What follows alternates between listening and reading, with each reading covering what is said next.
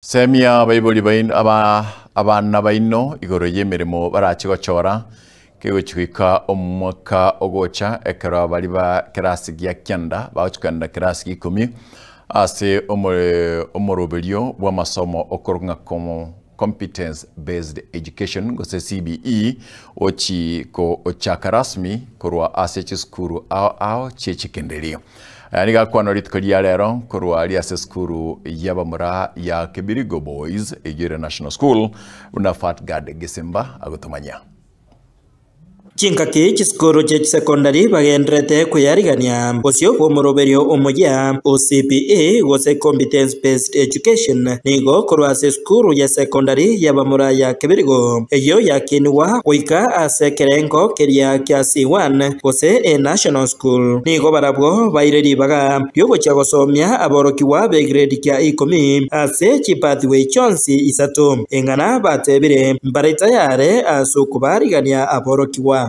prepared to receive the learners next year in grade 10.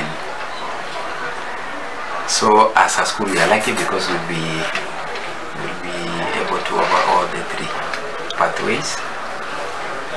And like now we have STEM, which comprises of three categories there. We have the pure sciences, then we have applied science, and also we have the technical part of it.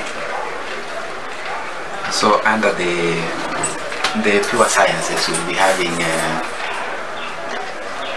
advanced mathematics, and then we have biology, chemistry, and also we have physics there.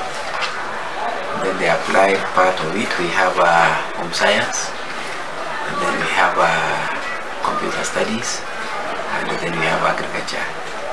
Amasomo yesabu egesongo na boigo egeswairi nigo kera omworokiwa arache kobetereriwa osomera korende English literature na boigo fasi nigo omworokiwa are no bosibore bokorora gose nkoyechorare gose yaya nonye nigo abaibori basemiwe kubasemia abana babo enchira barache gochora emiremo iyo bawikya gosomera.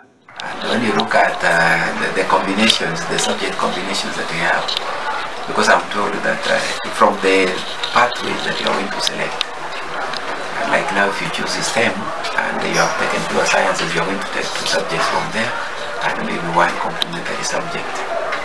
But now that is what the parents, the scant information about the same. Now what I can encourage the parents is that they can talk to their boys and girls, their sons and daughters, and then from there they see where the best combination that they can be able to take.